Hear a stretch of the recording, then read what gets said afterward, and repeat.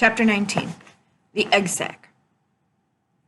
Next morning, when the first light came into the sky, and the sparrows stirred in the trees, when the cows rattled their chains, and the rooster crowed, and the early automobiles went whispering along the road, Wilbur awoke and looked for Charlotte. He saw her up overhead, in a corner near the back of his pen. She was very quiet. Her 8 legs were spread wide. She seemed to have shrunk during the night. Next to her, attached to the ceiling, Wilbur saw a curious object. It was a sort of sack, or cocoon. It was peach-colored, and looked as though it were made of cotton candy. "Are you awake, Charlotte?" he said softly. "Yes," came the answer. "What is that nifty little thing? Did you make it?" "I did indeed," replied Charlotte in a weak voice. "Is it a plaything?" "Plaything? I should say not. It is my egg sack. My magnus opus." "I don't know what a magnum opus is," said Wilbur. "That's Latin," explained Charlotte. "It means great work. This egg sack is my great work, the finest thing I have ever made."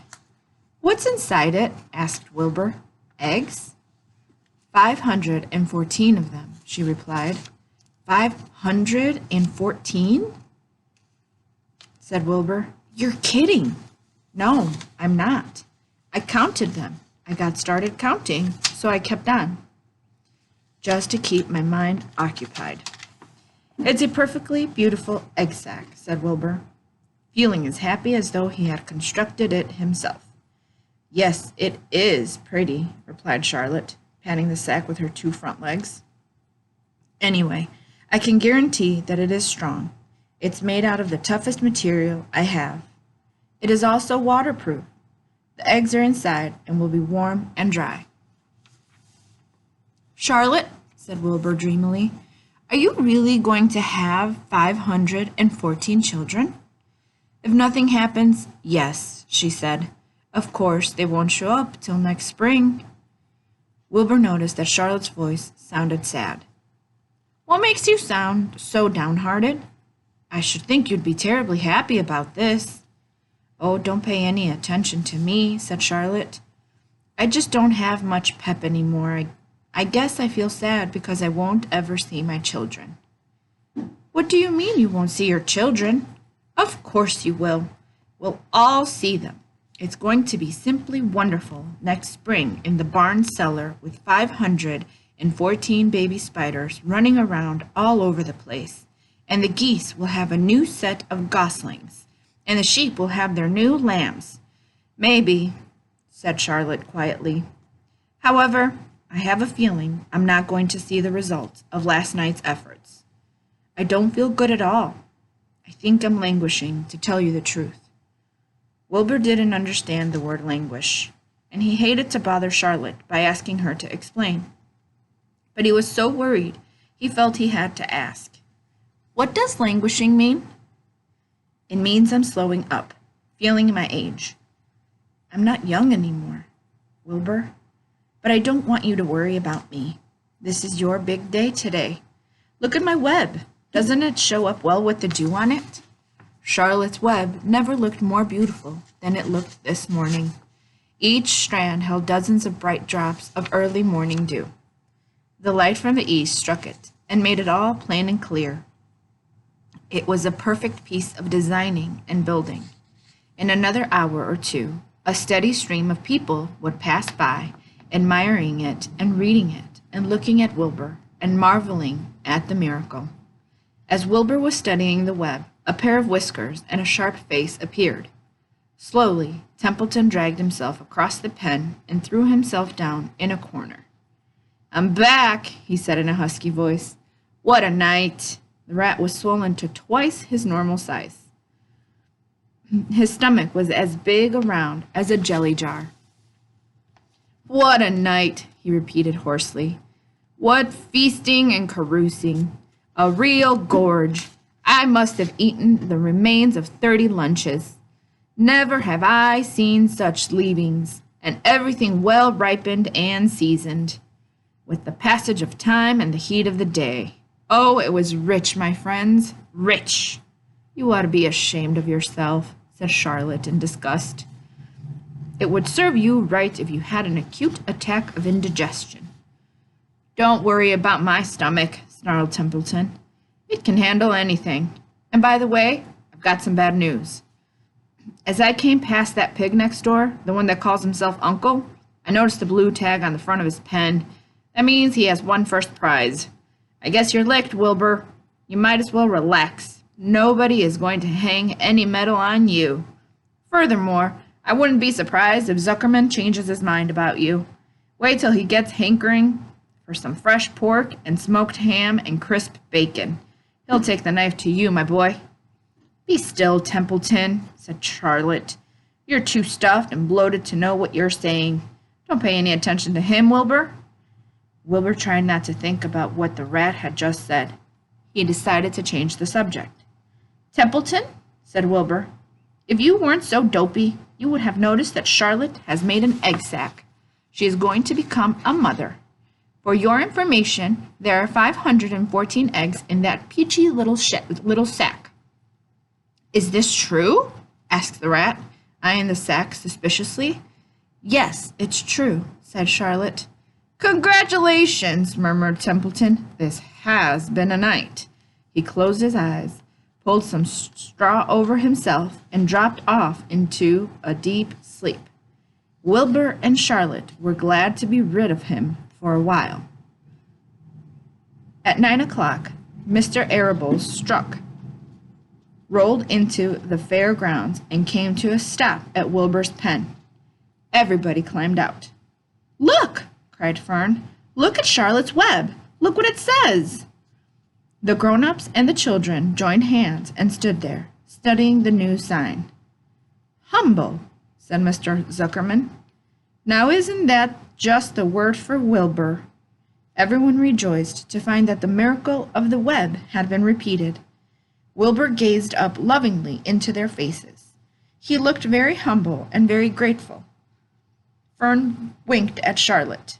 Lurvy soon got busy. He poured a bucket of warm slops into the trough, and while Wilbur ate his breakfast, Lurvy scratched him gently with a smooth stick. Wait a minute, cried Avery. Look at this! He pointed to the blue tag on Uncle's pen. This pig has won first prize already. The Zuckermans and the Arables stared at the tag. Mrs. Zuckerman began to cry. Nobody said a word. They just stared at the tag. Then they stared at Uncle. Then they stared at the tag again. Lurvy took out an enormous handkerchief and blew his nose. Very loud. So loud, in fact, that the noise was heard by stable boys over at the horse barn. Can I have some money? Asked Fern. I want to go out on the midway. You stay right where you are, said her mother. Tears came to Fern's eyes. What's everybody crying about? Asked Mr. Zuckerman. Let's get busy. Edith, bring the buttermilk. Mrs. Zuckerman wiped her eyes with her handkerchief. She went to the truck and came back with a gallon jar of buttermilk. Bath time, said Zuckerman cheerfully. He and Mrs. Zuckerman and Avery climbed into Wilbur's pen. Avery slowly poured buttermilk on Wilbur's head and back, and as it trickled down his sides and cheeks, Mr. and Mrs. Zuckerman rubbed it into his hair and skin. Passers-by stopped to watch. Pretty soon, quite a crowd had gathered. Wilbur grew beautifully white and smooth. The morning sun shone through his pink ears. He isn't as big as that pig next door, remarked one bystander, but he's cleaner. That's what I like. So do I, said another man. He's humble, too, said a woman, reading the sign on the web. Everybody who visited the pig pen had a good word to say about Wilbur. Everyone admired the web, and of course, nobody noticed Charlotte. Suddenly, a voice was heard on the loudspeaker. Attention, please, it said. Will Mr. Homer Zuckerman bring his famous pig to the judge's booth in front of the grandstand? A special award will be made there in 20 minutes. Everyone is invited to attend. Crate your pig, please, Mr. Zuckerman, and report to the judge's booth promptly. For a moment after this announcement, the Arables and the Zuckermans were unable to speak or move. Then Avery picked up a handful of straw and threw it high in the air and gave a loud yell. The straw fluttered down like confetti into Fern's hair. Mr. Zuckerman hugged Mrs. Zuckerman. Mr. Arable kissed Mrs. Arable. Avery kissed Wilbur. Lurvy shook hands with everybody. Fern hugged her mother. Avery hugged Fern. Mrs. Arable hugged Mrs. Zuckerman. Up overhead, in the shadows of the ceiling, Charlotte crouched unseen, her front legs encircling her egg sack. Her heart was not beating as strongly as usual, and she felt weary and old. But she was sure at last that she had saved Wilbur's life, and she felt peaceful and contented. "We have no time to lose," shouted Mr. Zuckerman. "Lurvy, help with the crate." "Can I have some money?" asked Fern. "You wait," said Mrs. Arable. "Can't you see everybody is busy? Put that empty buttermilk jar into the truck," commanded Mr. Arable. Avery grabbed the jar and rushed to the truck. "Does my hair look all right?" asked Mrs. Zuckerman. "Looks fine," snapped Mr. Zuckerman, and he and Lurvy set the crate down in front of Wilbur. "You didn't even look at my hair," said Mrs. Zuckerman. "You're all right, Edith," said Mrs. Arable. "Just keep calm." Templeton, asleep in the straw, heard the commotion and awoke. He didn't even know exactly what was going on, but when he saw the men shoving Wilbur into the crate, he made up his mind to go along. He watched his chance, and when no one was looking, he crept into the crate and buried himself in the straw at the bottom. "All ready, boys," cried Mr. Zuckerman. "Let's go." He and Mr. Arable and Lurvy and Avery grabbed the crate and boosted it over the side of the pen and up into the truck. Fern jumped aboard and sat on top of the crate. She still had straw in her hair and looked very pretty and excited. Mr. Arable started the motor. Everyone climbed in, and off they drove to the judge's booth in front of the grandstand. As they passed the Ferris wheel, Fern gazed up at it and wished she were in the topmost cart with Henry Fussy at her side.